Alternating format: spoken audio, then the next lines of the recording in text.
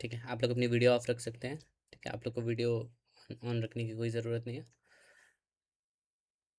ठीक है, तो रिकॉर्ड बटन हो गया है। रिकॉर्डिंग मैं इसलिए कर रहा हूँ कि इन केस अगर आप लोगों को बीच में कहीं जाना पड़े तो ये सेम वीडियो यूट्यूब पे अपलोड हो जाएगी और बाद में फिर आप इसको देख सकते हो। आपको बस ये टाइम नोट करना है कि आप कितने बजे तक लाइव में थे हमारे साथ, जैसे अभी हम कर रहे हैं। और उसके बाद जब आपको लगेगा कि ठीक है, अभी आपको कुछ बिज़ी है, इंपॉर्टेंट काम कुछ करना है, तो आप तब लीव कर सकते हो और बाद में इसको यूट्यूब पे देख सकते हैं। ये वीडियो मैं यूट्यूब पे तभी अपलोड करूँगा जब हम इस वीडियो में ना किसी के बारे में बात करेंगे, ना किसी की बुराई करेंगे और ना किसी की अच्छाई करेंगे, राइट। हम किसी इन्फ्लुएंसर की बात नहीं करेंगे, किसी कोई भी ट्रेडर है उसकी बात नहीं करेंगे, उसकी स्ट्रैटेजी डिस्कस नहीं करेंगे, वो अच्छा है बुरा है, वो बेवकूफ़ बनाता है, ऐसे वर्ड्स हमने बिल्कुल यूज़ नहीं करने। हर कोई अपनी जगह अच्छा है और हर किसी की हमने रिस्पेक्ट करनी है। ठीक है, हम बात करेंगे सिर्फ हमारे सेटअप पे, हमारा सेटअप कैसे काम करता है, एंट्री कैसे करते हैं, एग्जिट कैसे करते हैं, कैसे एक परफेक्ट स्टॉक सेलेक्ट करते हैं, कैसे स्टॉक्स को इग्नोर करते हैं। हम बस अपना सेटअप सीखेंगे, हमें सिर्फ हमसे मतलब है, हमें और किसी के बारे में यहाँ पे डिस्कशन नहीं करना है। चलिए शुरू करते हैं। तो जितने भी लोग हैं, अगर कुछ लोग नए हैं तो मैं अपने बारे में बता दूं। मुझे, मेरा नाम पुनीत है और मुझे स्टॉक मार्केट का 7 साल का एक्सपीरियंस है। और मैं सिर्फ स्टॉक्स में ट्रेड करता हूँ। मुझे बाकी सेंसेक्स निफ्टी समझ नहीं आता है, मुझे फॉरेक्स समझ नहीं आता है, कमोडिटी समझ नहीं आता है। मुझे कमोडिटी समझ नहीं आता है। तो अगर आप यहाँ पे फॉरेक्स सीखने आए हैं, कमोडिटी सीखने आए हैं, तो मैं राइट पर्सन नहीं होऊंगा जो आपको ये सब सिखा पाए। लेकिन इंडियन स्टॉक मार्केट में मेरी कमांड अच्छी है और हम सिर्फ इंडियन स्टॉक मार्केट के बारे में सीखेंगे। शुरू करते हैं। तो बेसिकली जब भी मैं ट्रेडिंग करता हूँ मैं 3 इंडिकेटर्स का हमेशा यूज़ करता हूँ। और उन 3 इंडिकेटर्स को यूज़ करने का रीज़न ये है कि मुझे सारा डेटा मेरी आंखों के सामने चाहिए। जब तक मेरी आंखों के सामने सारा डेटा है, मैं ट्रेड्स को बहुत स्मूथली एग्जीक्यूट कर पाता हूँ। लेकिन अगर मैं बाकी किसी और वेबसाइट पे जाके चीज़ों को एनालाइज करूँगा और जब अपने चार्ट्स पे वापस आऊँगा तो मेरे लिए वो टाइम कंज्यूमिंग होता है और इसलिए मेरे ट्रेड्स लेट हो सकते हैं। तो अगर आपको अपना टाइम बचाना है तो अच्छे टूल्स का होना बहुत ज़रूरी है, उन टूल्स के पीछे का लॉजिक समझना बहुत ज़रूरी है। अगर आपके पास ये मेरे तीनों इंडिकेटर्स हैं, अगर मैंने आपको इसका एक्सेस दे रखा है 9 डेज़ का, तो आपको ये समझना ज़रूरी है कि आपको इन तीनों इंडिकेटर्स पे डिपेंडेंट नहीं होना है 9 दिन। आपको इन इंडिकेटर्स को अच्छे से समझना है, इनका लॉजिक क्या है, ये कैसे काम करते हैं। आपको अपना हैंड हाथ अपने इस इन इंडिकेटर्स पे बनाने हैं, लेकिन आपको ट्रेड्स नहीं करना है। ट्रेड्स आप इसलिए नहीं करोगे क्योंकि आप मुझे नहीं जानते हो, आप मेरी स्ट्रैटेजी नहीं जानते हो, आप अभी मुझ पर भरोसा नहीं कर सकते हो क्योंकि अभी बिल्कुल स्टार्टिंग है। तो जब तक आप इनको अच्छे से एनालाइज़ नहीं करोगे 9 दिन तक, जब तो उसके बाद आपको अगर जब आपको लगेगा 9 दिन के बाद कि हाँ इफ़ेक्टिव हैं, अच्छे हैं, जो चीज़ आपको एग्जैक्टली चाहिए, तब आप इन्वेस्ट करना शुरू करना इन इंडिकेटर के सहारे अपना पैसा। लेकिन जब तक आप इस पर ट्रस्ट नहीं करते तब तक आपको पैसा नहीं लगाना है, राइट। क्योंकि अभी रिसेंटली मैं ये बात क्यों बोल रहा हूँ, क्योंकि एक क्या कहते हैं सर थे जिन्होंने कल की बात है, उन्होंने ट्रेड ले लिया था। कुछ मेरे ख्याल से कोई हेल्थ केयर सेक्टर था, उस पर ट्रेड ले लिया था और उन्होंने ये कहा कि आपके स्टॉक ने लेवल दिखा और मैंने ले लिया। तो इंडिकेटर्स लेबल देता है, बताता है कि कौन सा स्टॉक में मोमेंटम है, लेकिन जिन पे लेबल देता है ज़रूरी नहीं है वही स्टॉक हेल्दी हैं। उसके पीछे कुछ प्रोसेस होता है और वो समझना बहुत ज़रूरी है, राइट। तो आपको इंडिकेटर्स पे टोटली अभी भरोसा नहीं करना है, आपको सिर्फ अभी प्रैक्टिस के लिए रखना है। 9 दिन ट्राई करना है, ट्राई करने के बाद आप इसको यूज़ कर सकते हैं अगर जब आपको इस पर ट्रस्ट हो जाएगा। शुरू करते हैं। तो हमारा जो पहला इंडिकेटर है वो है सेक्टर स्ट्रेंथ इंडिकेटर। ये इंडिकेटर जैसे ही आप अप्लाई करोगे, ये इंडिकेटर आपका फ़ोन पे भी अप्लाई हो जाता है, टैब पे भी अप्लाई होता है, लैपटॉप पे भी अप्लाई हो जाता है, राइट। ज़्यादा इफेक्टिव यूज़ लैपटॉप पे है क्योंकि चीज़ें बड़ी बड़ी दिखती हैं। हाँ, इसको हमने कस्टमाइज़ किया हुआ है मोबाइल पे भी। अगर आप मोबाइल पे इसकी सेटिंग्स में जाके जब मोबाइल करेंगे तो आपको मोबाइल पे भी ओपन हो जाएगा और टैबलेट करेंगे तो टैबलेट पे भी। लेकिन मोबाइल और टैबलेट पे स्क्रीन के हिसाब से ये एडजस्ट होगा। सबसे अच्छा अगर आपको एक्सपीरियंस चाहिए तो डेस्कटॉप मिलेगा, लेकिन मोबाइल और टैबलेट के लिए भी हमने इसको फिजिबल कर रखा है, राइट। अभी हम इसको डेस्कटॉप पे रखते हैं क्योंकि हम डेस्कटॉप पे हैं। अब जब आप इस चार्ट को लगाओगे तो ये चार्ट बिल्कुल बीच में है। आपको इसकी सेटिंग्स में जाके इसको साइड पे कर देना है, राइट। इसकी सेटिंग्स में जाके आपको टेबल पोजीशन को टॉप राइट कर देना है तो ये साइड पे हो जाएगा। अब हम शुरू करते हैं। ये इंडिकेटर बेसिकली है क्या? तो जब भी मैं ट्रेड करता हूँ, मैं सिर्फ अपनी बात करूँगा, जब भी मैं ट्रेड करता हूँ मैं क्या चीज़ देखता हूँ। मैं सबसे पहले हम मार्केट को क्या देखते हैं, हम निफ्टी की डायरेक्शन देखते हैं। तो अभी के लिए मैं क्या करूँगा, रिप्ले मोड पे जाऊँगा और हम आज की सारी कैंडल्स को वन बाय वन एनालाइज करेंगे और देखेंगे कि कहाँ पे ट्रेड बन रहा था, क्यों मैंने ऑटो सेक्टर चूज़ किया और क्यों मैंने ऑटो सेक्टर का मदरसन स्टॉक चूज़ किया और क्यों मैंने कैसे मैंने उसमें प्रॉफिट किया, कब एंट्री थी कब एग्जिट था। 7 तारीख को रिप्ले करते हैं हम। ठीक है। तो हमारा हमेशा से रूल ये रहा है निफ्टी का कि जब भी हम सेक्टर्स में स्टॉक करते हैं, जब भी हम स्टॉक्स में ट्रेड करते हैं, तो डायरेक्टली स्टॉक्स में हमें जंप नहीं करना होता है। स्टॉक से पहले हमें सेक्टर्स देखने होते हैं कि कौन सा सेक्टर परफॉर्म कर रहा है, और उससे पहले ये देखना होता है कि हमारी जो ब्रॉड मार्केट है निफ्टी 50, वो कैसे रिएक्ट कर रही है। तो जैसे ही हमारी निफ्टी की पहली कैंडल बनी आज, राइट, तो हमारे सामने ये चार्ट पे भी एक डेटा आ रहा है। मैं क्या करता हूँ, निफ्टी के साथ साथ इस चार्ट को एनालाइज करता रहता हूँ। तो यहाँ पे जैसे ही हमारी पहली कैंडल बनी, दूसरी कैंडल क्लोज हो गई, तो हमारे पास एक डेटा आ गया है यहाँ पे साइड पे, राइट। अब सबसे पहले हम निफ्टी के डायरेक्शन एनालाइज करेंगे। निफ्टी की डायरेक्शन क्या थी, पहले निफ्टी कल पूरे दिन साइडवेज था, लेकिन आज जब ये ओपन हुआ है तो थोड़ा गैप डाउन ओपन हुआ है। गैप डाउन क्या होता है, पिछली क्लोजिंग से आज की ओपनिंग के बीच में थोड़ा डिफरेंस होता है। तो यहाँ से अगर मैं डिफरेंस कैलकुलेट करूँ, तो ये जो डिफरेंस था सिर्फ 0.33% का था, कुछ मेजर डिफरेंस नहीं था, राइट। मेजर डिफरेंस होता है जब सीधा 0.50% से ऊपर एक गैप अप और गैप डाउन हो जाए, तो हम उसको मेजर डिफरेंस गैप अप और गैप डाउन कंसिडर करते हैं, लेकिन ये ज़्यादा मेजर डिफरेंस नहीं था। अब जब यहाँ से यहाँ तक प्राइस आ गया, तो मुझे ये पता चल गया कि ठीक है, गैप डाउन है। तो पहली मेरी सोच ये थी कि ठीक है, निफ्टी गैप डाउन है तो मैं थोड़ा बियरिश चीज़ें देखूंगा, लेकिन उसके बाद एक ग्रीन कैंडल बनी, राइट, और एक और कैंडल बनी। तो हम क्या करते हैं, जब भी आपको मार्केट में ट्रेड करना है, तो आपको सबसे पहले जो भी सेक्टर्स हैं, जो भी ये जो निफ्टी का इंडेक्स है, इसकी 3 कैंडल्स को आपको इग्नोर करना है। तो ये रही पहली कैंडल, दूसरी कैंडल और तीसरी कैंडल, ठीक है। तो ये जो 3 कैंडल्स बनी है ना, इन 3 कैंडल्स तक तो आपको मार्केट पे बिल्कुल भरोसा नहीं करना है कि मार्केट क्या कह रही है, राइट। लोगों को लगता है कि स्टार्टिंग में जो कैंडल्स होती हैं मोमेंटम कैंडल्स होती है, नहीं, वो सिर्फ मैनिपुलेशन कैंडल्स होती हैं। आपको यहाँ पे बचना है, स्टार्टिंग की 3 कैंडल्स को इग्नोर करना है, और आपको क्या करना है, निफ्टी की डायरेक्शन एनालाइज करने के लिए जो निफ्टी की पहली कैंडल थी, हम 5 मिनट के टाइम फ्रेम पे हैं, और जो निफ्टी की पहली कैंडल थी उसको हमने एनालाइज करना है। आप क्या करोगे, इस पहली कैंडल पे एक रेक्टेंगल ड्रॉ कर सकते हो, या कुछ भी लाइंस ड्रॉ कर सकते हो। बेसिकली पहली कैंडल का हाई और लो मैंने मार्क किया है। यहाँ पे अगर मैं कैंडल दिखाऊँ, तो ये पहली कैंडल का हाई था और ये कैंडल का लो था।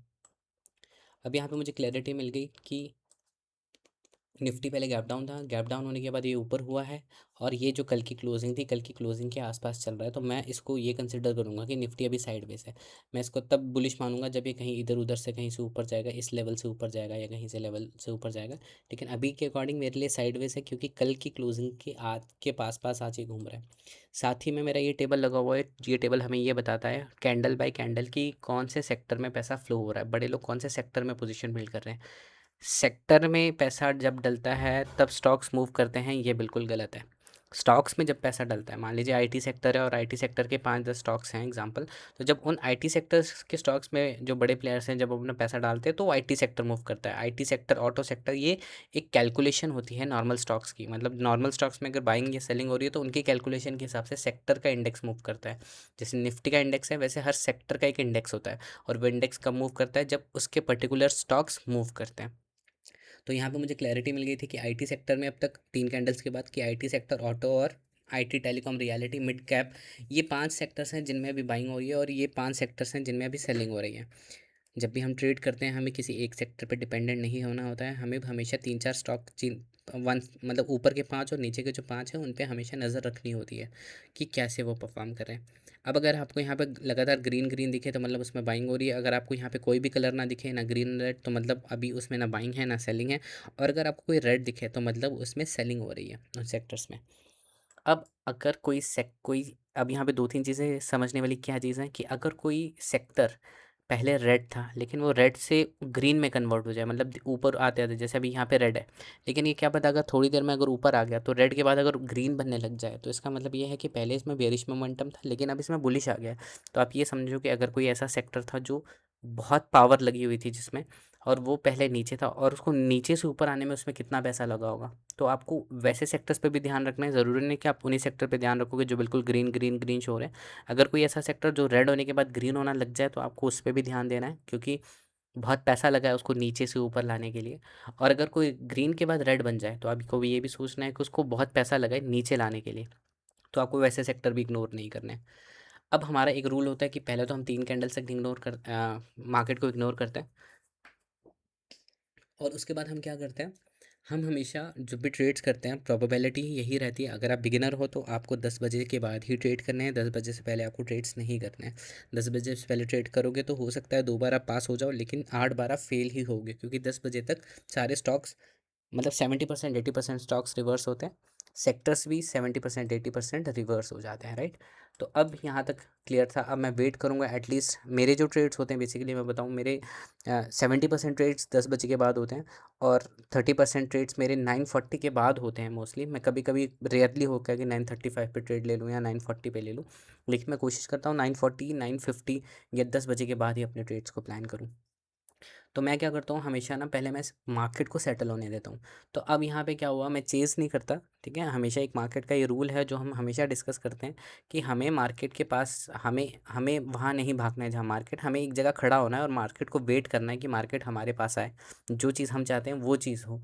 जो मार्केट रिएक्ट कर रही है आपको उसमें नहीं जाना है। अब यहाँ तक हम वेट करेंगे 9:50 तक एटलीस्ट। अगर मैं वेट करता हूँ तो यहाँ तक मैं वेट करूँगा कि हाँ कौन सा सेक्टर बूम कर रहा है। तो पहले किसी भी स्टॉक पे नज़र नहीं है, सिर्फ पहले सेक्टर पे नज़र है कि कौन सा सेक्टर एक्चुअली लगातार ग्रीन दिखा रहा है या लगातार रेड दिखा रहा है। पहले हमें वो उस पर फोकस करना होता है। अब यहाँ पे क्या है, अगर मैं थोड़ा सा और कैंडल्स को आगे करूँ तो यहाँ तक 9:55 तक, ये जो 5 मिनट का टाइम फ्रेम है, तो ये 9:50 की कैंडल है, दैट मीन्स 9:50 से 9:55 तक। अब जो मेरा फोकस है, अब आप देखो यहाँ पे क्लैरिटी मुझे दिख गई है। अब ये जो ग्रीन बन रहा है रेड बन रहा है, इसके लॉजिक क्या है ग्रीन बनने का और रेड बनने का, ठीक है। तो इसका लॉजिक मैंने पुरानी वीडियोस में एक्सप्लेन किया और बहुत एक कॉम्प्लिकेटेड कैलकुलेशंस हैं उन लोगों के लिए जो बिगिनर्स हैं, और जो लोग मार्केट में हैं उनको वो जल्दी समझ आ जाएगा। तो अगर इसके पीछे की आपको कैलकुलेशन समझनी है तो आप प्रीवियस वीडियोस यूट्यूब पे जाके देख सकते हो, उसमें मैंने इसको क्लियरली एक्सप्लेन किया हुआ है। अब हमें सिर्फ, लेकिन हमें कैलकुलेशन से कोई मतलब नहीं है, हमें सिर्फ एक ग्रीन और रेड से मतलब है। अब आपको यहाँ पे क्लियरली देख के क्या पता चल रहा है, यहाँ पे क्लियरली देख के पता चल रहा है कि निफ्टी पहले गैप डाउन हुआ, गैप डाउन होने के बाद वो ऊपर आने शुरू हो गया, तो मतलब एक बुलिश मोमेंटम तो मुझे दिख रहा है यहाँ पे, राइट। और साथ में मैंने देख लिया कि आईटी सेक्टर में पैसा लग रहा है, ऑटो में भी ग्रीन लगातार हो रहा है। ये मिड स्मॉल एमएस मतलब मिड स्मॉल आईटी टेलीकॉम में भी पैसा लग रहा है, रियलिटी में भी लग रहा है। लेकिन कंजम्पशन में क्या है, पहले पैसा नहीं लग रहा था इसमें। ये जो ब्लैंक आ रहे हैं, ब्लैंक मतलब ये 6 से 16 के बीच में पहले थे कहीं पे ये कंज्यूमर ड्यूरेबल, लेकिन ये बाद में ग्रीन होना हुआ। तो मतलब इसमें पैसा लगना शुरू हुआ है। यहाँ पे अगर आप पीएसयू बैंक को नोटिस करोगे तो ये पहले अगर red red red red red आ रहा है तो मतलब ये पहले 17 से 21 के बीच में था, लेकिन अब ये धीरे धीरे ऊपर आ रहा है, मतलब इसमें भी पैसा लग रहा है। तो आपको क्या करना है, हमेशा एक सेक्टर पे कभी भी रिलाई नहीं करना है। अगर आप ये सोचोगे कि एक सेक्टर पकड़ के आप बैठ जाओगे, आप कभी भी नहीं प्रॉफिटेबल हो पाओगे। रीज़न क्या है, क्योंकि क्योंकि अगर अगर आप लोगों के पास 10,000 रुपये है और आपने इन्वेस्ट किया और 10,000 इन्वेस्ट करने के बाद आपको 2,000 रुपये प्रॉफिट आ रहा है, आपको 5,000 प्रॉफिट आ रहा है, तो आप निकल जाते हो। तो स्टॉक मार्केट में कोई भी है, चाहे बड़ा प्लेयर है छोटा प्लेयर है रिटेलर है, हर कोई प्रॉफिट दिखता है तो निकल जाते हैं। तो जब भी किसी बड़े प्लेयर ने आईटी सेक्टर में पैसा डाला है, उसको प्रॉफिट बुकिंग हुई है, वो अपना प्रॉफिट निकालेगा और निकल जाएगा। तो उसके बाद वो आईटी सेक्टर से अपना पैसा किसी और सेक्टर में रोटेट करेगा। तो ये हमें हेल्प करता है ये आइडेंटिफाई करने में भी आप कौन से सेक्टर में पैसा रोटेट हो रहा है। ऐसा कोई भी नहीं है इस दुनिया में, कोई भी नहीं है जो ये बता दे कि हाँ आज इसी सेक्टर में पैसा रोटेट होगा। उसकी रीज़न ये है क्योंकि मनी फ्लो का एक कॉन्सेप्ट होता है जो हम आने वाले कॉन्सेप्ट में सीखेंगे कि कौन से सेक्टर में कब पैसा इन्वेस्ट होता है। बेसिकली एक डायरेक्शन में सेक्टर्स तब मूव करते हैं जब पूरा एक ग्लोबल न्यूज़ हो, जब कोई वॉर हो या कोई और चीज़ हो, तो एक ही सेक्टर लगातार ऊपर जाता रहता है ना। लेकिन जब कोई ग्लोबल न्यूज़ नहीं है, कोई बड़ी न्यूज़ नहीं है, सब चीज़ें नॉर्मल चल रही हैं, तो पैसा रोटेट होता रहता है। कभी 10 बजे तक, 10 बजे के बाद कहीं और, फिर 12 बजे के बाद कहीं और। तो आपको एक सेक्टर पे तो बिल्कुल रिलाई नहीं करना है। यहाँ तक मुझे पता चल गया आईटी ऑटो, है ना, आईटी टेलीकॉम रियलिटी और कंजम्पशन। तो मेरा फोकस फिलहाल इन 5 स्टॉक्स पे, तो यहाँ पे मेरा काम हो चुका है, ठीक है। अब मुझे अपने आप को ज़्यादा कॉम्प्लिकेट नहीं करना है कि मुझे इसमें भी देखना है कौन सा स्टॉक है, इसमें भी देखना है, इसमें भी देखना है, मुझे नहीं देखना है कहीं पे भी। मुझे पता चल गया निफ्टी ने गैप डाउन दिया था, गैप डाउन के बाद प्राइस ऊपर आया है, ऊपर आते आते ये सेक्टर बूम करे, तो मेरा फोकस सिर्फ इस पे है। तो सबसे पहले हमारा सेक्टर कौन सा था, आईटी। आपको अपना हाथ चलाना सीखना पड़ेगा अगर आप प्रॉफिटेबल होना चाहते हैं, तो आप जितना तेज़ हाथ चलाएंगे उतना ज़्यादा बेटर है। यहाँ पे मुझे पता चल गया आईटी ऑटो टेलीकॉम रियलिटी और कंजम्पशन में बाइंग हो रही है। अब मुझे इनके स्टॉक्स को आइडेंटिफाई करना है, ठीक है। तो अब मैं क्या करूँगा, अपना इस इंडिकेटर को हाइड कर दूंगा, ठीक है। और अब यहाँ पे मैं अपना दूसरा इंडिकेटर लगाऊंगा इनवाइट ओनली पे जाके, जो हमारा है सेक्टर स्कैनर। इस इंडिकेटर को मैंने जैसे ही अप्लाई किया, राइट, तो अब यहाँ पे मेरे पास मुझे ये देखना है कि ये जो सेक्टर बूम कर रहे थे जो हमने सबसे पहले देखे आईटी ऑटो, है ना, तो कौन से स्टॉक्स है जिनकी वजह से ये बूम कर रहा है और कोई ऐसा स्टॉक है जिसमें हम ट्रेड कर सकते हैं, ठीक है। तो यहाँ पे सबसे पहले मेरे सामने था आईटी, तो मैं क्या करूँगा, आईटी सेक्टर पे जाऊँगा, दूसरे इंडिकेटर पे जाके सेटिंग्स में जाके यहाँ पे मैं आईटी चूज़ करूँगा। अब ये काम आपको थोड़ा जल्दी करना है। देखिए मार्केट अपनी नॉर्मल स्पीड से ही भागती है, हम लेट होते हैं, हमें अपना हाथ चलाना सीखना है। तो यहाँ पे मैं आईटी को ओके करूँगा, ठीक है। तो मैं क्या नोटिस करूँगा, मुझे ये देखना है कि आईटी सेक्टर के कौन कौन से स्टॉक मूव कर रहे हैं। तो मेरे पास यहाँ पे लेबल आ जाएगा इस कैंडल तक, इस कैंडल तक 9:55 तक, मतलब ये एक कैंडल बनी है। तो यहाँ तक कौन कौन से स्टॉक्स हैं जो मूव कर रहे हैं, जिनकी वजह से आईटी सेक्टर मूव कर रहा है। तो मेरे पास एलटीएम आ गया, परसिस्टेंट आ गया, एम्फोसिस आ गया और कैम्स आ गया। हाँ, आईटी सेक्टर मूव कर रहा है तो बेसिकली जो कैम्स है उसका एरो डाउन है, तो मतलब इसको तो हम टोटल इग्नोर कर देंगे। अभी इसका एरो नीचे है तो इसको तो इग्नोर ही कर देना है। हमारा फोकस है एलटीएम, परसिस्टेंट और एम्फोसिस। तो आपको क्या करना है, इन स्टॉक्स को लिख लेना है या अपनी वॉच लिस्ट में इसको ऐड कर लेना है। अभी ट्रेड नहीं लेना है, सिर्फ ऐड करना है। तो यहाँ पे क्या था, एलटीएम। मैं क्या करूँगा, सबसे पहले एलटीएम को अपनी वॉच लिस्ट में ऐड करूँगा, ठीक है। अब हम इनको ऐड करते हैं स्टॉक्स को। सबसे पहले है एलटीएम, एलटीएम ये रहा एलटीएम। मैंने पहला स्टॉक ऐड कर लिया वॉच लिस्ट में। दूसरा क्या, परसिस्टेंट। मैं परसिस्टेंट को ऐड करूँगा। अब आपके पास ये वॉच लिस्ट नहीं है क्योंकि मेरे पास पेड वर्जन है ट्रेडिंग व्यू का, तो आपका पास डिसएडवांटेज है कि आप ये पूरी वॉच लिस्ट नहीं ऐड कर सकते। लेकिन आपको ये जैसे स्टॉक दिख रहे हैं इनको वॉच लिस्ट में फटाफट प्लस बटन दबा के ऐड करना है सिर्फ, ठीक है। और ज़्यादा लंबा काम नहीं है, 2-3 मिनट ही लगते हैं। ये सारे जितने भी हम देखेंगे 2-3 मिनट ही लगते हैं इनको ऐड करने में। स्पेलिंग आपके पास यहाँ है, आपको सर्च पे परसिस्टेंट लिखना है और उसको बस अपने वॉच लिस्ट में ऐड करना है। तो मैंने परसिस्टेंट ऐड कर दिया। तीसरा है एम्फोसिस। अब मुझे एम्फोसिस को भी ऐड करना है, तो मैं जाऊँगा और मैं यहाँ पे एम्फोसिस को ऑन करूँगा, ठीक है। तो 3 स्टॉक्स मैंने यहाँ के ऐड कर लिए। अब यहाँ का मेरा ये काम खत्म हुआ। अब दूसरा सेक्टर कौन सा था हमारा जो बूम कर रहा था, वो था ऑटो, ठीक है। तो मैं कहाँ जाऊँगा, इसको दोबारा हाइड कर दूँगा, सेटिंग्स में जाऊँगा और अब मैं आईटी की जगह ऑटो सर्च करूँगा और ओके करूँगा, ठीक है। अब यहाँ पे सारे स्टॉक्स नहीं आ रहे। ऑटो में अगर मान लो 15 स्टॉक्स हैं तो उन 15 में से सिर्फ कुछ स्टॉक्स की ही आपको यहाँ पे लिस्ट दिखेगी। वो स्टॉक होंगे जिन पे मेरी स्ट्रैटेजी पास हुई है। लेबल आया मतलब उसके पीछे मेरी एक स्ट्रैटेजी है और स्ट्रैटेजी पास हुई है। एक स्टॉक सिलेक्शन की मेरी स्ट्रैटेजी है कि कौन से स्टॉक, अगर एक परफेक्ट बुलिश या बेरिश स्टॉक जो होता है उसके पीछे जो क्राइटेरियाज होते हैं, जब वो क्राइटेरियाज पास होते हैं तो ये लेबल आता है। तो उसके लिए मल्टीपल इंडिकेटर्स लगाने की ज़रूरत नहीं है। लेबल आ गया मतलब उसके पीछे सारे बुलिश, अगर ये ग्रीन है तो मतलब सारे बुलिश जो चीज़ें चाहिए होती हैं एक स्टॉक को मूव करने के लिए, वो कंडीशंस पास हो चुकी हैं। अब यहाँ पे एक्साइड आया था, एक्साइड को हम इग्नोर करेंगे। उसके पीछे का रीज़न है क्योंकि अब ये फ्यूचर एंड ऑप्शंस की लिस्ट से हट गया है, तो हमारी जब ये इंडिकेटर अपडेट होगा तो एक साइड भी हट जाएगा। मीनवाइल इसको देखने के लिए जस्ट एक एग्जांपल के लिए हम क्या करेंगे, एक साइड को भी ऐड कर देंगे यहाँ पे। एक साइड मैंने ख्याल से लिस्ट से मैंने हटा दिया हुआ है, हाँ हटा दिया, इसको इग्नोर करेंगे, ठीक है। ये stock actually future and option की लिस्ट से हट गया है। फ्यूचर एंड ऑप्शंस में हर 3 महीने 2 महीने बाद स्टॉक्स हटते हैं, तो ये स्टॉक हट चुका है और हमारा इंडिकेटर जैसे ही अपडेट होगा तो ये वाला स्टॉक भी यहाँ से हट जाएगा। मदरसन पे फोकस करते हैं। अगला स्टॉक है मदरसन। तो मैं क्या करूँगा, सिंपली मदरसन को भी ऐड कर दूंगा, ठीक है। 2 चीज़ें हो गई। अब मुझे देखना है कि तीसरा सेक्टर कौन सा था, वो था media mid small IT telecom, ठीक है। मैं इसको हटाऊंगा, सेटिंग्स में जाऊंगा और यहाँ पे मैं लिखूंगा, यहाँ पे सर्च मारूंगा मिड स्मॉल आईटी टेलीकॉम, है ना। तो ये जो टेलीकॉम है, आप इस पे ही सिंपली क्लिक कर सकते हो। आईटी अगर, क्योंकि वो मिड स्मॉल आईटी टेलीकॉम है तो आईटी है तो मतलब आईटी के स्टॉक्स ऑलरेडी ऐड हो गए हैं, ठीक है। हमने पहले ही ऐड कर दिए थे इसमें जाके, ये रहा ना। आईटी था तो आईटी का तो हमारे पास ऑलरेडी ऐड हो गया है। तो यहाँ पे अब टेलीकॉम बचा है। अब मैं यहाँ पे सेटिंग्स में जाऊँगा। अब यहाँ पे मैं टेलीकॉम सर्च मारूंगा, ओके करूँगा और देखूंगा कि टेलीकॉम का कोई सेक्टर था, स्टॉक था, कोई स्टॉक नहीं था, ख़त्म कहानी। अब यहाँ पे मैं और देखूंगा कौन सा है, रियलिटी है। सेटिंग्स में जाऊँगा, रियलिटी को चूज़ करूँगा।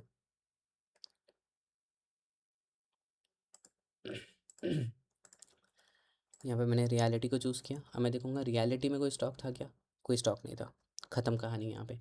अब मैं आगे देखूंगा क्या है, हमारा कंजम्पशन था, क्या कंजम्पशन में कोई स्टॉक था। अब मैं कंजम्पशन को चेक करूँगा, ये रहा कंजम्पशन, ओके। तो देखते हैं कंजम्पशन में कोई स्टॉक था कि नहीं, लोड हो रहा है। कंजम्पशन में भी कोई नहीं था। तो अब क्लियरली देखो कि 10 बजे तक आपके पास सिर्फ कितने स्टॉक्स थे, सिर्फ 1 2 3 4, और इन्हीं 4 पे फोकस करना था सिर्फ, ठीक है। अब आपको कोई मतलब नहीं। हाँ, उसके बाद आप candle bye candle same process आप देख सकते हो। अगर आपको 15 मिनट बाद भी आपको देखना है कौन सा सेक्टर है तो आपको सेटिंग्स में जाके आप देख सकते हो। आधे घंटे बाद देखना है तो आप सेटिंग में देख सकते हो, तब मे बी लिस्ट में नए स्टॉक्स हों तो आपको उनको एनालाइज कर सकते हो। लेकिन आपको अगर अपने आप को कॉम्प्लिकेट नहीं करना है तो बस इतना सा ही प्रोसेस है। अब जब 2 हो गए, मेरे पास 4 स्टॉक्स आ गए, बस इनमें से कोई एक ही तो चुनना था, राइट। अब मैं क्या करूँगा, मैं दोनों इंडिकेटर्स का काम खत्म हो गया। अब ये जो काम था, ये जो मैंने सिलेक्शन किया ना, ये 2 मिनट का काम है सिर्फ, ठीक है। इसमें टाइम नहीं लगता है।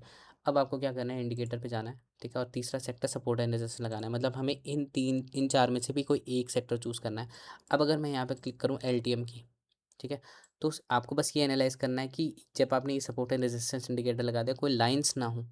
अगर यहाँ पे बहुत सारी लाइंस हैं तो मतलब स्टॉक को इग्नोर कर देना है, क्योंकि ये सारे जितने भी ग्रीन लाइंस हैं ये रेजिस्टेंस लाइंस हैं, ये रेड, ये वाली ब्लैक लाइंस जो हैं, या ये जो रेड लाइंस है ये आपका सपोर्ट है, ग्रीन लाइंस आपकी रेजिस्टेंस है, और जो ब्लैक लाइंस है ये भी रेजिस्टेंस या सपोर्ट लाइंस ही हैं। लेकिन आज की कैंडल जब इन लाइंस को टच करेंगी तो ये क्या होगा, ब्लैक में कन्वर्ट हो जाएगी, जिससे हमें क्लैरिटी ये मिलती है कि कौन सा जो रेजिस्टेंस लेवल है वो टच हो चुका है, टच हो गया तो ब्लैक, और अगर ग्रीन है तो अभी पेंडिंग है।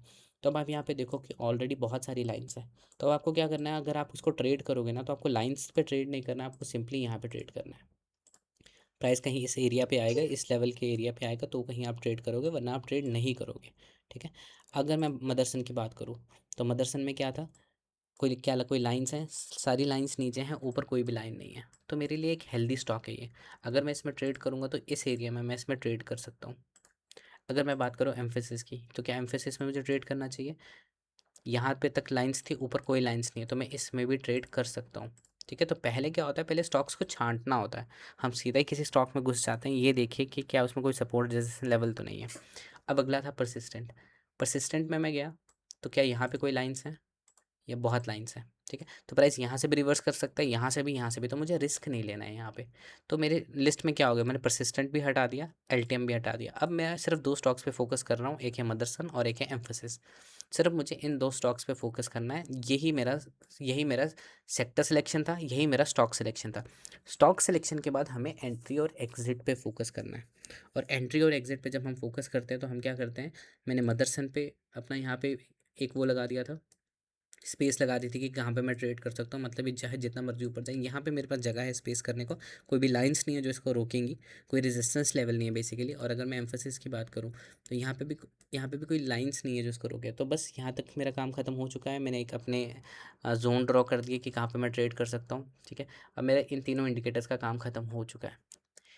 पहले इंडिकेटर ने सेक्टर्स बताए कि कौन से सेक्टर परफॉर्म कर रहे हैं, क्योंकि निफ्टी के डायरेक्शन के साथ हम जाएंगे। ऐसा नहीं है कि निफ्टी अगर बेरिश है तो हम बुलिश सेक्टर चूज़ करेंगे, ऐसा नहीं। अगर निफ्टी बेरिश होती, किसी दिन हम देखेंगे जब निफ्टी बेरिश है तो हम बेरिश सेक्टर चूज़ करेंगे और बेरिश स्टॉक्स चूज़ करेंगे। निफ्टी हमारी ब्रॉड मार्केट है, ब्रॉड मार्केट के अगेंस्ट नहीं जाना है। जिस दिन आप ब्रॉड मार्केट के अगेंस्ट गए उस दिन आपको लॉसेस होंगे। ठीक है। यहाँ तक हमारा काम खत्म हो गया। अब हमारा सिंपल सा काम था, पिवट्स पे हमें जाना था। ठीक है। पिवट पॉइंट स्टैंडर्ड हमें लगाना है, और ये जो इंडिकेटर है ऑलरेडी हर उसमें बिल्ट होता है।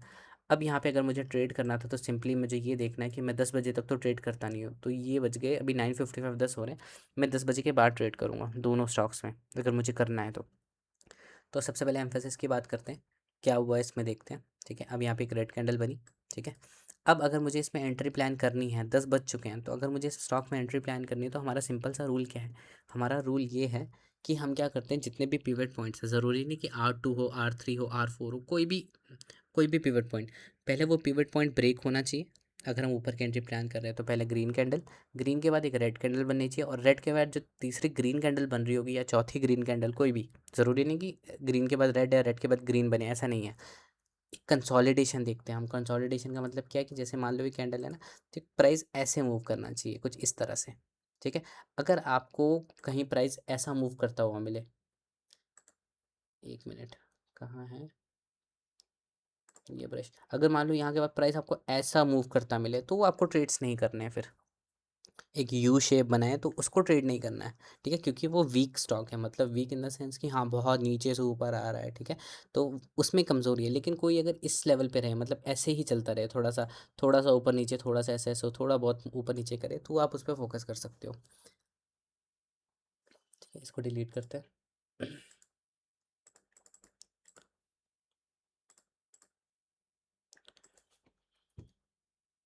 सर सर एक सवाल था। सर एक मिनट, मेरा ये कंप्लीट हो जाए ना, फिर आराम से हम करते हैं। नहीं, वही वही रेड कैंडल, सर मैं रेड कैंडल की बात कर रहा हूँ। जैसे कि ग्रीन बनी, उसके बाद रेड बनी, जो भी सवाल है एक बार नोट डाउन कर लीजिए और बाद में हो हाँ, जाएगा। आराम से करते हैं ना सर इसको। ओके ओके ठीक है जी, ओके। हाँ, ओके। अब देखिए, जैसे ग्रीन है, ग्रीन के बाद जो रेड बनी, अब यहाँ पे सिंपली सी अगर मुझे यहाँ पे एंट्री प्लान करनी है तो मैं क्या करूँगा, मैं वेट करूँगा कि अब देखो यहाँ पे ये हमारा एक बहुत सही सेटअप बन रहा है। पहले क्या हुआ, ग्रीन कैंडल ब्रेक हो चुकी है, ग्रीन के बाद रेड बनी है। अब आपको क्या करना है, कभी भी मार्केट ऑर्डर नहीं लगाना है, आपको एक लिमिट ऑर्डर लगाना है कुछ इस लेवल पे। अगर आप थोड़ा सा सेफ एंट्री खेलना चाहते हैं तो जब ये रेड कैंडल क्लोज हो रही होगी ना नीचे, तो आप यहाँ पे एक एंट्री अपनी प्लान कर सकते हैं, एक लिमिट ऑर्डर लगा सकते हैं। लिमिट ऑर्डर मतलब क्या होता है, आप एडवांस एक प्राइस पे अपना ऑर्डर लगा के रखते हैं, ताकि अगर प्राइस यहाँ पे टच करे तो आपका ऑर्डर एग्जीक्यूट, और प्राइस अगर यहीं से रेड कैंडल बना के नीचे चले जाए तो ना आपका ऑर्डर एग्जीक्यूट हुआ और ना आपका स्टॉप लॉस हिट हुआ। लेकिन यहाँ पे समझने वाली क्या चीज़ है कि मैं यहाँ पे ट्रेड क्यों नहीं करता, क्योंकि जितने इंपॉर्टेंट पिछले आज के रेजिस्टेंस लेवल है, उतने ही इंपॉर्टेंट कल के पिछले दिन के रेजिस्टेंस लेवल भी हैं। तो मतलब क्या है कि प्राइस अगर यहाँ आया तो प्राइस यहाँ से रिवर्स कर सकता है, तो मुझे रिस्क नहीं लेना है। हमारा एंट्री एग्जिट क्राइटेरिया बिल्कुल सेम है, हमें स्पेस चाहिए ट्रेड करने के लिए।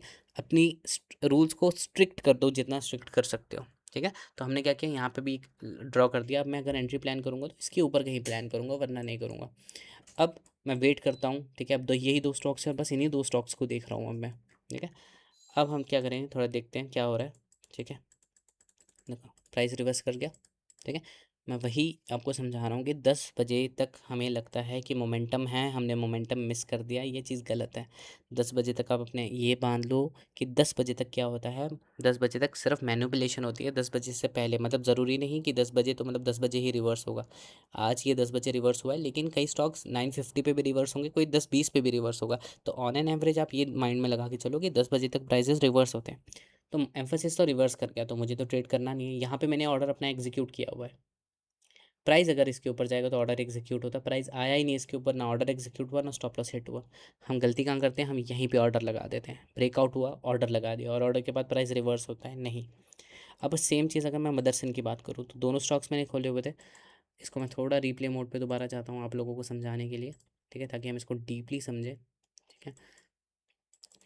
ठीक है, मदरसन की हमारी कैंडल्स बनी थी, राइट। अब मेरे पास ये एरिया था ट्रेड करने के लिए, ठीक है, जो हमने ट्रेड मार्क किया था। कैसे मार्क किया था, क्योंकि सपोर्ट एंड रेजिस्टेंस हमने मार्क किया था। 10 बजे तक हम ट्रेड नहीं करते, ये 9:40 हो रहा है, ठीक है। ये हमारे 9:55 हो गया और ये हमारा 10 बज गया, ठीक है। ये हमारा 9:50 और 9:55 टू 10 वाली कैंडल है, तो मुझे इस एरिया में ट्रेड करना है सिंपली। अब अगर मुझे यहाँ पे ट्रेड करना है तो मैं क्या करूँगा, अब अगर मुझे ट्रेड करना है तो सबसे पहले क्या हो, R3 ब्रेक हो। R3 ब्रेक होने के बाद ग्रीन कैंडल, ग्रीन के बाद रेड कैंडल बने, रेड कैंडल के बाद ग्रीन बननी चाहिए। मतलब ज़रूरी नहीं कि ग्रीन के बाद रेड बने, रेड के बाद अगली ग्रीन बने। 2-3 कैंडल्स रेड भी चल सकते हैं, मतलब आप 5-6 कैंडल्स तक देख सकते हो। लेकिन अगर आपको यू शेप दिखे तो आपको ट्रेड नहीं करना है। यू शेप मिलेगी तो मतलब उसमें सेलिंग प्रेशर बहुत है। तो अगर यू शेप मिल रही है तो आपको नहीं करना है, आपको एक कंसोलिडेशन चाहिए, मतलब थोड़ा साइडवेज, थोड़ा बहुत ऊपर नीचे हो, एक यू शेप ना हो, ठीक है, जैसा हमने एम्फोसिस में देखा था। अब एंट्री करनी है तो ग्रीन कैंडल है, अगला देखते हैं, थोड़ा और आगे जाएंगे, ठीक है। अब यहाँ पे रेड बनी, अभी क्या मुझे यहाँ पे एंट्री करनी चाहिए, नहीं करनी चाहिए, अभी भी नहीं करनी चाहिए। यहाँ पे अगर मैं यहाँ पे ऑर्डर एग्जीक्यूट करूँ इस लेवल पे, ठीक है, तो ऑर्डर एग्जीक्यूट नहीं होगा, क्योंकि मेरा रूल क्या है, R3 ब्रेक होना चाहिए। यहाँ पे R3 ब्रेक नहीं हुआ है, सिर्फ विक ऊपर गई है, ठीक है। तो क्या इस कैंडल ने भी ब्रेक किया, नहीं किया। आप देखो यहाँ पे सिर्फ विक ऊपर गई है। हमें क्या करना है, सिर्फ वेट करना है कि एक बॉडी ऊपर क्लोज करे, ठीक है। अभी भी नहीं हुई, ठीक है, अब हुई। अब अगर मैं एक प्रोफेशनल ट्रेडर हूँ, है ना, मुझे एक्सपीरियंस है मार्केट का, मैं यहाँ पे ट्रेड कर सकता हूँ ये अंदाज़ा लगा के कि मार्केट का क्या पैटर्न है, ठीक है। ये जो पैटर्न है ये बहुत यूनिक पैटर्न है, ऐसे पैटर्न अलग कभी नहीं मिलता, और ये पैटर्न्स को आपको समझते समझते 3-4 साल लग जाएंगे। तो अगर मैं होता तो मैं यहाँ पे भी ट्रेड कर सकता था, ठीक है, लेकिन आप लोगों को नहीं करना है। और दूसरा रीज़न क्या है यहाँ ट्रेड नहीं करने का, मैंने ये बोला था कि R3 है, तो R3 ब्रेक हो रहा है तो इम्पॉर्टेंट है, लेकिन उससे पिछले वाला भी रेजिस्टेंस लेवल आपको देखना है। तो यहाँ पे R4 है, तो हो सकता है कि प्राइस R4 से भी रिवर्स कर जाए, तो मुझे बिल्कुल भी रिस्क नहीं लेना है ऐसे स्टॉक्स पे, ठीक है। मैं अगर प्लान करता तो मैं यहाँ पे प्लान कर सकता था। अगर आपको भी यहाँ पे प्लान करना है, अगर आप थोड़ा रिस्क ले सकते हो तो आप यहाँ पे एंट्रीज प्लान कर सकते हो, डेफिनेटली मना नहीं है, क्योंकि सेटअप बैठ गया है। Red green candle, red candle, green candle, setup बैठ गया है टोटली। पर यहाँ पे एक रिस्क ये था कि R4 हमारा यहीं पे था पिछले दिन का, तो यहाँ पे अगर आप ये वाला जो लेवल है ना, यहाँ से भी प्राइस रिवर्स कर सकता था। तो अगर आप यहाँ पे एंट्री प्लान करते आपका प्राइस ऊपर नहीं जाता, प्राइस रिवर्स कर सकता था। तो सेफ एंट्री के लिए मैंने क्या किया, थोड़ा वेट किया, ठीक है। अभी भी ग्रीन कैंडल बनी है, नहीं करनी है एंट्री, ठीक है। अब हमारा रूल वही रहेगा, कोई भी लाइन अगर ये R3 है तो पिछले दिन का, तो ब्रेक होने के बाद रेड कैंडल चाहिए ही चाहिए। चेज़ नहीं करना है कि लगातार ग्रीन कैंडल्स बन रही हैं तो ट्रेड करना है, नहीं, ठीक है। चेज़ करोगे तो मरोगे, जितनी तेज़ी से गया उतनी तेज़ी से नीचे गिरेगा भी, ठीक है। यहाँ पे प्रोफेशनल ट्रेडर जो भी हैं वो यहाँ पे ट्रेड्स करते, मैं नहीं करता क्योंकि मेरे को थोड़ा सा रिस्की लगा। हर किसी का ट्रेडिंग स्टाइल बिल्कुल डिफरेंट होता है, यहाँ थोड़ा रिस्की लगा, मैं यहाँ ट्रेड नहीं करूँगा। प्राइस ऊपर गया, मैं एक रेड कैंडल के का वेट करूँगा। ठीक है, यहाँ पे रेड कैंडल बनी, अब मैंने अपना ऑर्डर यहाँ एग्जीक्यूट किया है।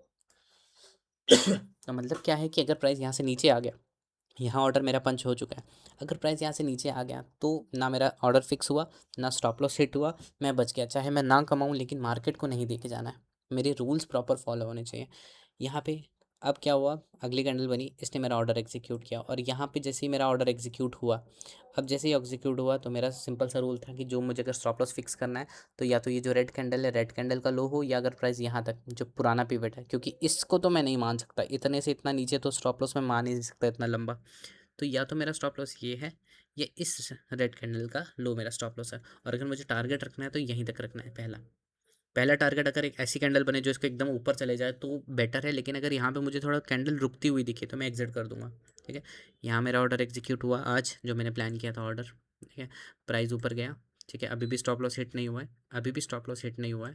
ठीक है, प्राइस ऊपर गया, यहाँ पे टच किया। अब मैंने यहाँ पे एग्जिट क्यों नहीं किया, क्योंकि अगर यहाँ पे धीरे धीरे कैंडल बनती है, अब इसने जैसे ऊपर यहाँ पे इसको क्रॉस कर दिया ना, मेरा टारगेट ER4 था, तो जो मेरा स्टॉप लॉस था, स्टॉप लॉस उठा के मैंने यहाँ पे रख दिया। ठीक है, फिर जैसी अगली कैंडल बनी, अगली कैंडल और ऊपर गई, तो अब मुझे कहाँ तक अपना ऑर्डर फिक्स करना है, पिछले दिन का जो R5 था, अब मैंने अपना स्टॉप लॉस यहाँ पे फिक्स कर दिया। तो जब ये कैंडल बनी, ये कैंडल आई, इसने एग्जिट किया है ना, मुझे एग्जैक्टली याद नहीं कि मैंने इसमें एग्जिट किया कि इसमें किया, लेकिन अगर ये कैंडल ऊपर जाके नीचे आती तो भी मैं यहाँ एग्जिट करता, और अगर ये रेड कैंडल यहाँ पे आती तो भी एग्जिट करता। तो यहाँ से यहाँ तक एक छोटा, हमें क्या लगता है कि हमने ये मोमेंटम मिस कर दिया। मोमेंटम मार्केट में, मोमेंटम नाम जो ये जो चीज़ें हैं, ये मैनिपुलेशन है, 10 बजे तक रिवर्स भी कर सकती हैं। आपको एक परफेक्ट सेटअप ढूंढना है, वो परफेक्ट सेटअप मिल रहा है तो ट्रेड करना है, नहीं मिल रहा है तो ट्रेड नहीं करना है। प्राइस ऊपर गया, एग्जिट किया यहाँ से यहाँ तक, क्योंकि मार्केट का जो गेम है ना सिर्फ एक कैंडल का है, एक कैंडल में आप पैसा कमा लेते हो। ठीक है, ज़रूरी नहीं है कि आपको यहाँ से यहाँ लेके जाना है, छोटे मोमेंटम्स पकड़ने होते हैं, लोगों के साथ चलना होता है, बड़े प्लेयर्स के साथ। बड़े प्लेयर्स ने यहाँ पे पोजीशन बनाई थी, छोटा सा मोमेंटम कैप्चर करना है हमारा। यहाँ पे एंट्री थी, इस लेवल पे हमने एंट्री की, इसको हटा देता हूँ। ठीक है, इस लेवल पे हमने एंट्री की थी, यहाँ पे हमारी एंट्री एग्जीक्यूट हो गई थी, और यहाँ पे जाके हमने इसको एग्जिट कर दिया सिंपली। ये छोटा सा मोमेंट है, अगर हम परसेंटेज की बात करें तो परसेंटेज में ये 1% का मूव था, और 1% मूव पकड़ना बहुत बड़ी बात है मार्केट की। ठीक है, 3-4% पकड़ना बड़ी बात नहीं है, 1% भी आपने मूव पकड़ लिया ना, मार्केट का बहुत अच्छी चीज़ है वो। ठीक है, आप बोलो कि अगर आपने 1% मूव पकड़ लिया तो आप विजेता हो। ठीक है, आप सीख गए हो मार्केट को, 1% मूव पकड़ना भी, लोग 1% के लिए ही सारा वो करते हैं। ठीक है, अब यहाँ पे क्या है, सिंपल मेरा आज का यहाँ पे ट्रेड खत्म हुआ। ठीक है, 1 मिनट देना मुझे। ठीक है,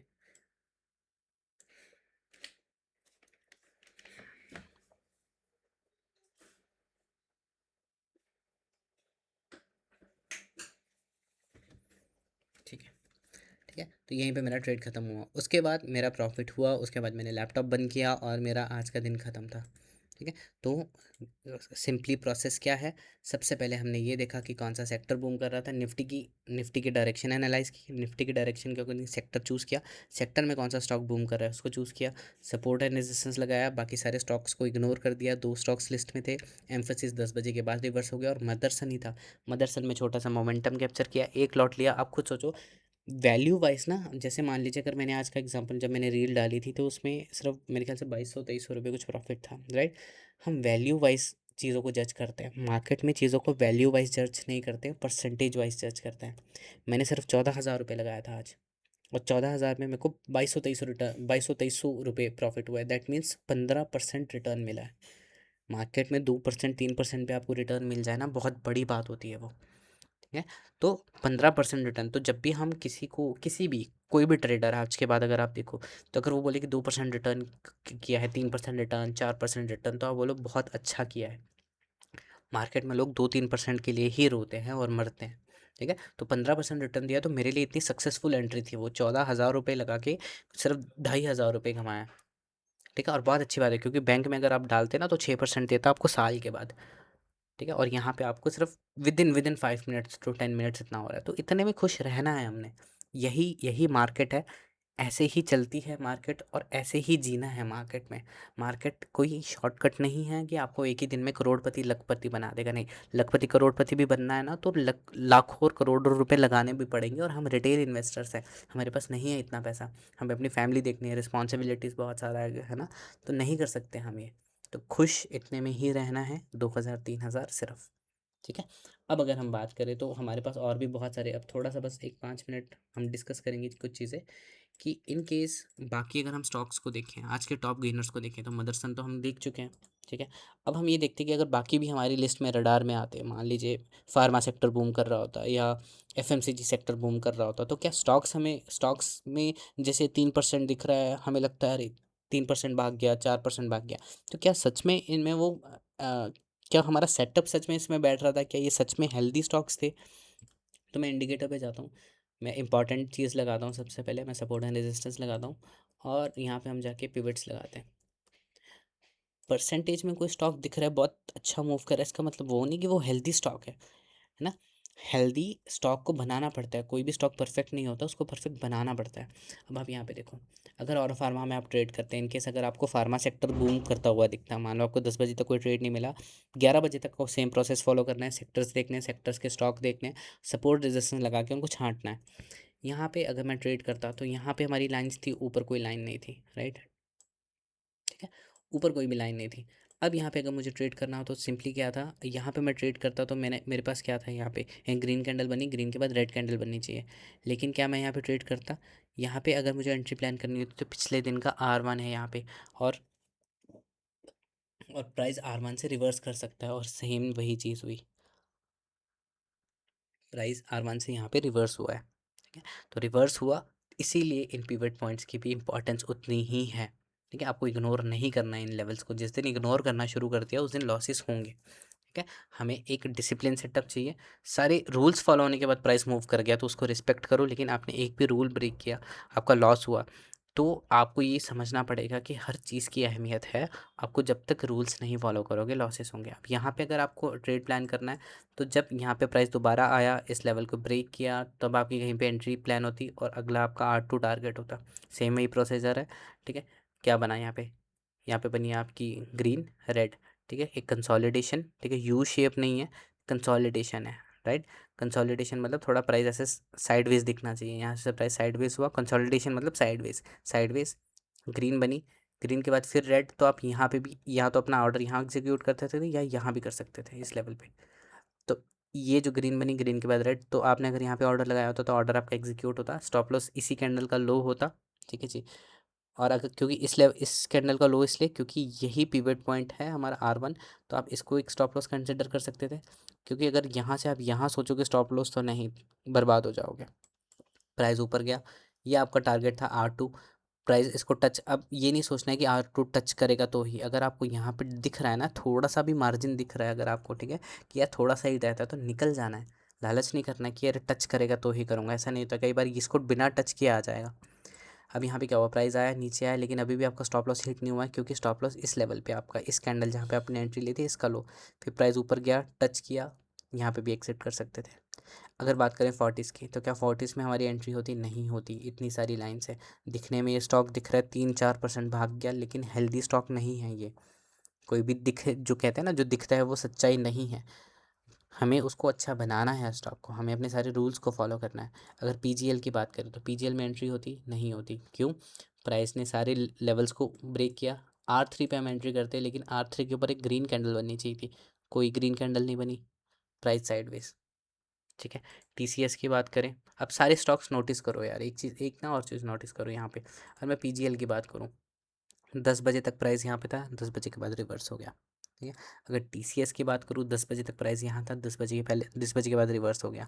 सोना कॉम्स की बात करूँ, 10 बजे तक साइडवेज था, यहीं यहीं कहीं से रिवर्स यहाँ पे है, 10 बजे दोबारा रिवर्स हो गया, ठीक है। और रिवर्स भी कहाँ से हो रहा है, उन्हीं लेवल से हो रहा है जहाँ पे हमारे लेवल्स है, रेजिस्टेंस लेवल्स और सपोर्ट लेवल्स है, इसलिए अहमियत है इस सपोर्ट एंड रेजिस्टेंस इंडिकेटर की। अगर बात करूँ ग्रासिम की, तो यहाँ पे एंट्री बहुत अच्छी बन रही थी, ठीक है। ग्रासिम में अगर हमें एंट्री लेनी होती तो कब लेते हम, सारे लेवल्स ब्रेक हो गए, अब हमें एंट्री लेनी है यहाँ पे, तो अब अगर आप सिंपली सोचो, ठीक है, यहाँ पे ये एक यू शेप है, ठीक है। तो मैंने आपको भी कहा अगर बहुत यू शेप आपको दिखे तो नहीं ट्रेड्स प्लान करना है, अगर आपको कंसोलिडेशन दिखे तो आपको प्लान करना है। कंसोलिडेशन मतलब साइडवेज। क्या यहाँ पे एंट्री लेनी थी? नहीं, क्योंकि ग्रीन बनी, ग्रीन ग्रीन बन रही है, नहीं लेनी है, चेज़ नहीं करना है इस मूवमेंट को, रेड कैंडल का वेट करना है। ठीक है। तो यहाँ पे क्या हुआ है, ग्रीन कैंडल बनी, ग्रीन के बाद रेड बनी, तो अब आपकी एंट्री जो एग्जीक्यूट होती इस लेवल पे होती, ग्रीन ग्रीन के बाद रेड। यहाँ पे आप एक ऑर्डर इस जगह पे भी अगर आप एक ऑर्डर पंच करते तो यहाँ पे आपका ऑर्डर एग्जीक्यूट होता और आपको स्टॉप लॉस लगाना था, तो या तो ये ग्रीन कैंडल का लो लगा सकते थे या ये जो रेड है इनके भी, मतलब जो भी आपको रिस्क मिनिमाइज करने के अकॉर्डिंग जो भी आप स्टॉप लॉस अपना लगा सकते हो। ठीक है। तो यहाँ पे आप स्टॉप लॉस लगाते सिंपली, और प्राइस उसके बाद यहाँ पे गया और यहाँ पे टच हुआ और ऊपर। ठीक है। अगर हम हिंदाल्को की बात करें तो क्या हिंदाल्को में ट्रेड था? नहीं था, बिल्कुल नहीं था, पूरे दिन साइडवेज। क्यों प्राइस ऊपर नहीं जा पाया? क्योंकि हमारे यहाँ पे लेवल्स ऑलरेडी हमने मार्क किए हैं। ये जो ब्लैक देख रहे हो टच करके यहीं से क्यों रिवर्स किया, क्यों फिर यहाँ पे जाके रिवर्स किया, क्यों फिर यहाँ जाके रिवर्स हुआ, क्यों फिर इसी लेवल से मतलब इन्हीं लेवल से वापस आया? क्योंकि ये इंपॉर्टेंस है in resistance and support level की, हमारी सारी एंट्रीज को बचाता है। मतलब सिंपली बात है, दोबारा रिपीट कर रहा हूँ, प्रॉफिट हो ना हो, इन इंडिकेटर्स को यूज़ करके आपको ये पता चल जाएगा कि गलत स्टॉक कौन सा है और सही स्टॉक कौन सा है। लाइंस है मतलब गलत स्टॉक है, लाइंस नहीं है मतलब आप वहाँ ट्रेड ले सकते हो। और ट्रेड भी अगर आपको लेना है तो रीज थोड़ा सा अपनी रूल्स को स्ट्रिक्ट करना है, रेजिस्टेंस लेवल लगाना है। अगर हीरो मोटोकॉर्प की बात करें, प्राइस यहाँ से रिवर्स कर गया, अगर मुझे इसमें एंट्री प्लान करनी होती, ठीक है, तो मैं एंट्री कैसे प्लान करता, ऊपर गया वापस आ गया 10 बजे। मतलब हम क्या करते हैं, हमेशा यही करते हैं ना कि पहले एक रेड कैंडल बने, अब यहाँ पे हमारे ऑलरेडी लेवल्स थे, सपोर्ट रेजिस्टेंस लेवल, तो ट्रेड नहीं करते, ट्रेड करते तो इस एरिया में करते, इस लेवल पे करते, यहाँ पे ऑलरेडी बहुत लाइन्स हैं। ठीक है। तो ऐसी स्टॉक्स को फिल्टर करना सीखना होता है। हमें लगता है कि यार 3% भाग गया, नहीं, ये है ही नहीं हेल्दी स्टॉक कि आपको उतना 3% दिखने में लग रहा है, 3% लॉस दे के जाता है आपके कैपिटल पे। ठीक है जी। देखो 10 बजे से पहले प्राइस रिवर्स एसबीआई कर कितने गया। एसबीआई?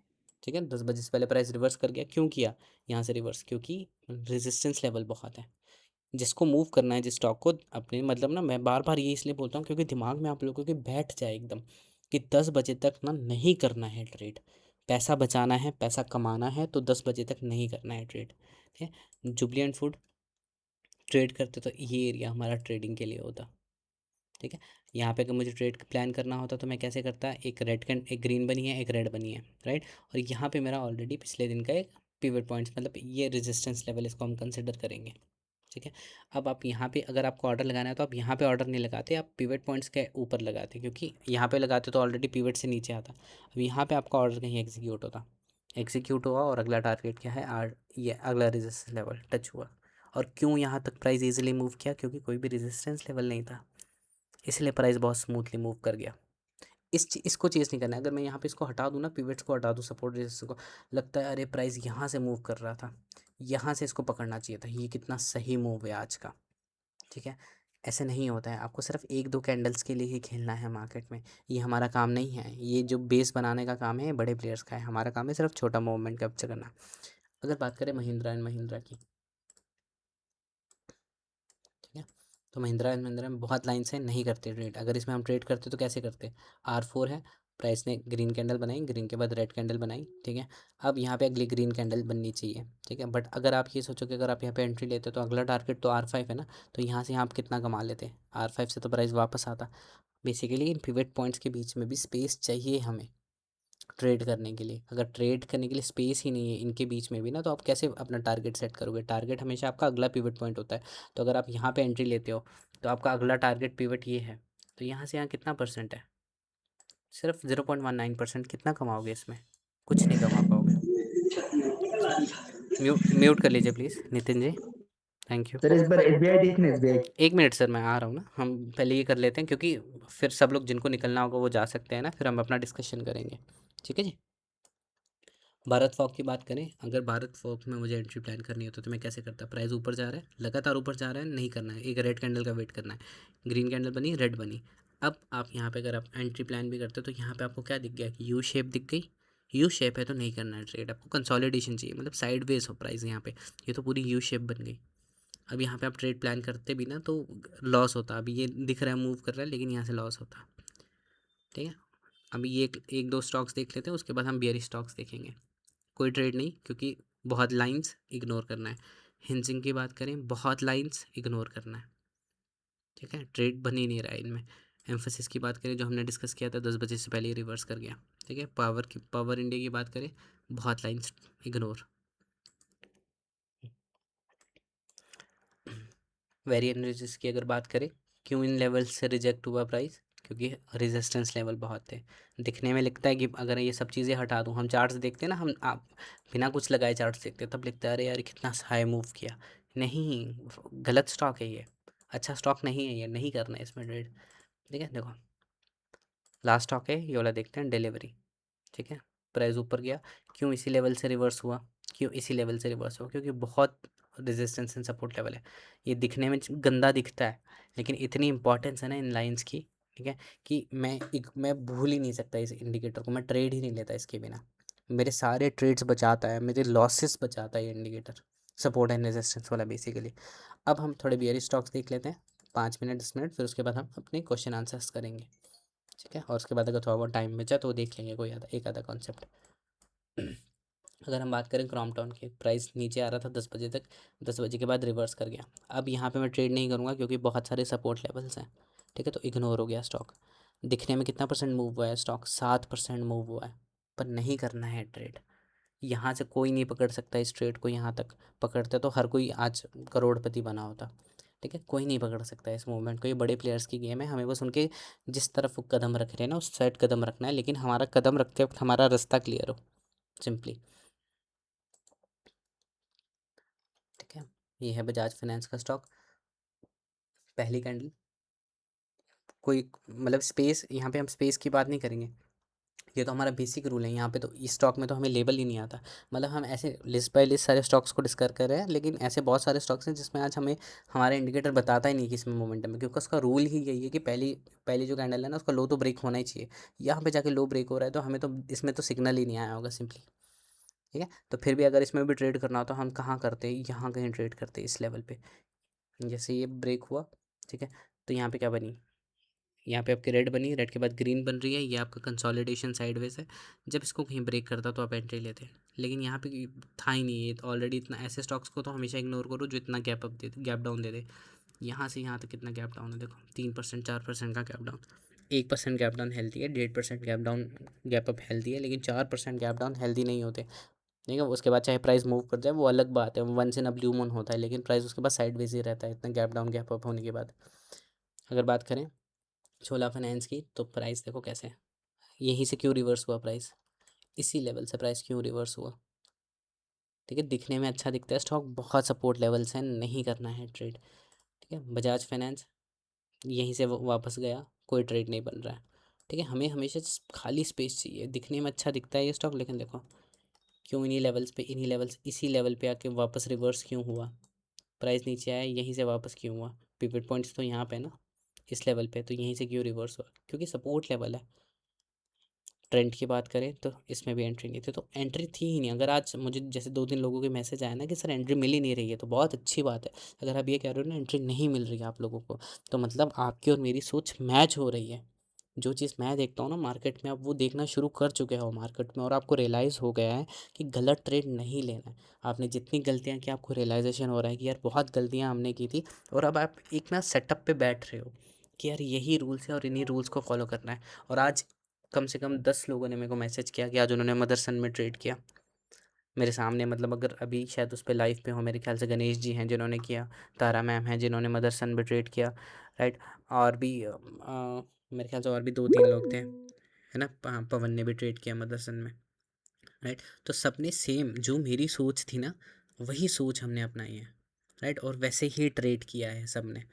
या तो यही तरीका है ट्रेड करने का, सिंपल प्रोसेस है, कोई कॉम्प्लिकेटेड नहीं है कि ये देखो वो इंडिकेटर लगाओ, ये इंडिकेटर लगाओ, उस वेबसाइट पे जाके ओआई देखो, ये देखो, pure price action, support and resistance की गेम है। सेक्टर देख लिया, स्टॉक देख लिया। एक चीज़ यहाँ पे बस मैं दोबारा एक्सप्लेन कर दूँ अगर कोई यहाँ पे नया है, ठीक है, फिर हमारे फिर हम अपना क्वेश्चन एंड आंसर्स खेलते हैं। ठीक है, सच का सामना खेलेंगे उसके बाद।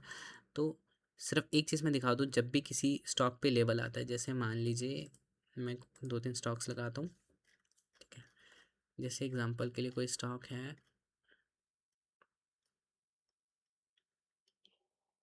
डेट क्या थी आज की, ठीक है, तो जैसे डीएलएफ की बात करूँ तो ये एक चीज़ समझा दूँ, ये जो लेबल्स आते हैं ना हमें, ये लेबल्स हमें हर स्टॉक्स पे नहीं आते हैं। हमारा इंडिकेटर 208 फ्यूचर एंड ऑप्शंस के स्टॉक्स हैं, उनको स्कैन करता है और उन्हीं उन्हीं स्टॉक्स पे हमें लेबल दिखाता है जिन स्टॉक्स में मेरी स्ट्रैटेजी पास हुई है। ये लेबल के पीछे ये जो लेबल है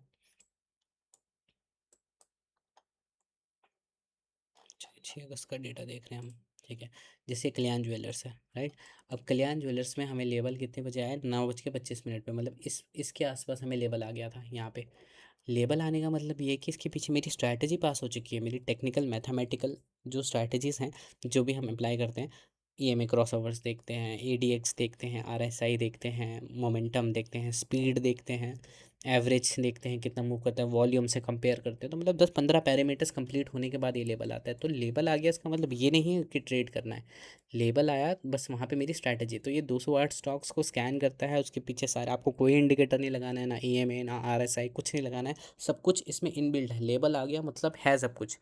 एक स्टॉक को बुलिश मोमेंटम के लिए जो चीज़ें चाहिए वो पास हो चुकी हैं, बस उसको हमने फ़िल्टर करना है सपोर्ट एंड रेजिस्टेंस लगा के, ठीक है। तो इंडिकेटर के पीछे मेरी स्ट्रैटेजी है, अगर ये इंडिकेटर पे लेबल आ गया दैट मीन्स यहाँ पे मेरी स्ट्रैटेजी पास हो चुकी है, राइट। उसके बाद सपोर्ट एंड रेजिस्टेंस लगा के फ़िल्टर करना और एक अच्छा स्टॉक चूज़ करना है बस। एंट्री अगर नहीं मिल रहे हैं स्टॉक्स तो सोचो आप जीत गए हो मार्केट में, क्योंकि हमारा एक और मंत्र है जो मैं रोज़ रिपीट करता हूँ कि अगर आपको ट्रेड्स मिल रहे हैं, आपको हर जगह अपॉर्चुनिटी दिख रही है, तो मतलब आप ट्रेडर नहीं हो, आप गैम्बलर हो। और आपको जिस दिन ट्रेड्स मिलने बंद हो गए, जिस दिन आपको ट्रेड्स मिल ही नहीं रहे हैं, आपको मतलब बोर हो गए हो, आपको ट्रेड्स ही नहीं मिल रहा है, तो उस दिन आप समझो कि आप एक ट्रेडर बन गए हो और आप मार्केट को समझने लग गए हो, ठीक है। तो यहीं पे मैं क्या करता हूँ, इसको क्लोज़ करता हूँ, राइट। अब हम अपने क्वेश्चन एंड आंसर्स पे आते हैं और इस वीडियो को मैं बंद कर देता हूँ, ठीक है जी। ताकि सर एक बार एसबीआई देखिए। एक मिनट सर, ताकि हम क्या करें अपना रिकॉर्ड करें, जो भी हमारा क्वेश्चन एंड आंसर होगा उसको हम रिकॉर्ड करें, ठीक है। तो इस सेशन को मैं यहीं पे क्लोज़ कर रहा हूँ। इनकेस अगर आपको ये वीडियो देखनी हो तो कल यूट्यूब पे अपलोड हो जाएगी 12 बजे से पहले पहले, आप देख लेना अगर कोई भी सेशन आपका मिस हो।